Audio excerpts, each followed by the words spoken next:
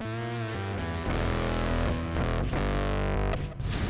as always to end the show, we take a look back and change the outcomes of some of the biggest moments in Rocket League history, because here, hindsight's actually 50-50.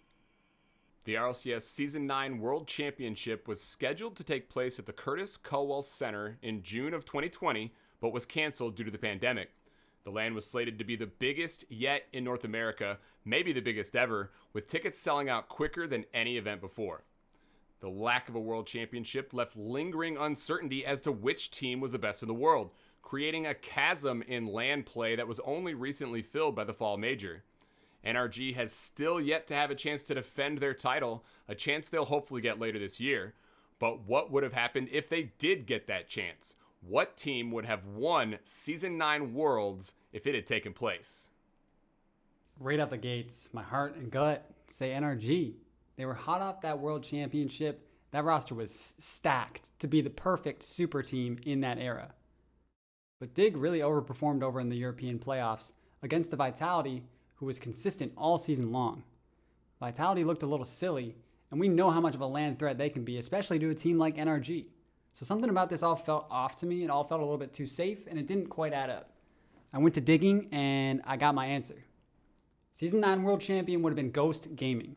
All right, hear me out. NA at the time actually had a pretty solidified top 4. We all think back to the big 3, it was harkened on over and over, but Ghost heavy-handedly beat Sonics in that playoffs to get that 4th seed in a sweep.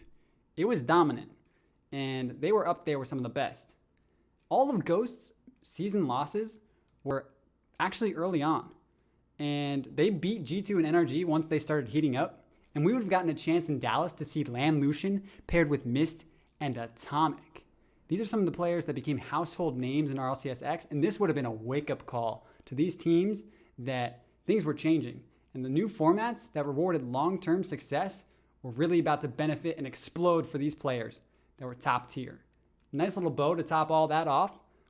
One of the only losses that happened once this Ghost team is heated up in the regular season was against PK, who was Gyro, Reddles, and AJ. 3 names that were also staples today in our current splits even.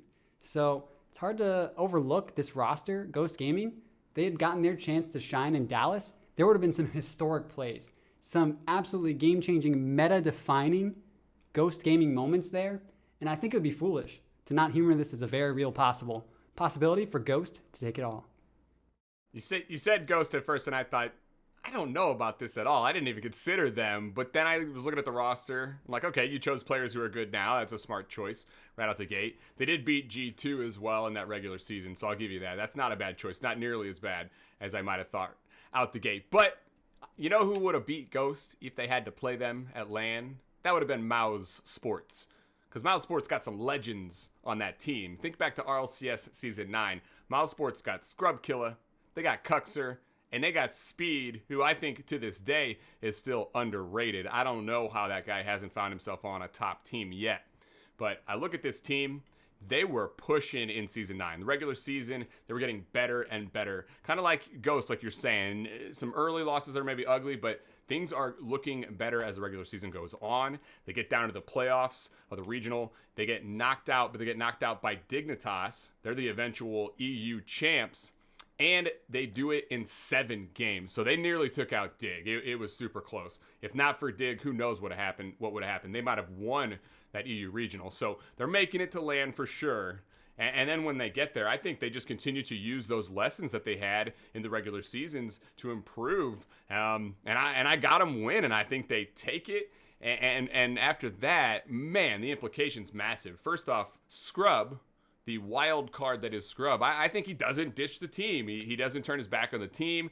Maybe he's got a little bit more negotiation power. And in doing so, I think also that means he doesn't go over to Guild. He doesn't ditch that team either. So now Scrub, he's not 0 for 2. He's not this crazy man who's just going to bail on you at any given moment. I think he sticks around with that World Championship. His team really starts to solidify themselves. We see Cuxer get his first championships in Season 2. So he's vaulted right back into the spotlight, and he can become an even bigger star than he already is. And then Speed gets a first championship. We look at Team Liquid entering into the scene. I got them picking up Mouse. So why not? They come in, they get that buyout of the Mouse roster, as Team Liquid, obviously a massive org, has the money to do it, the power and the leverage. So they come in, they establish a really good roster, and they just pour resources in to improve this team.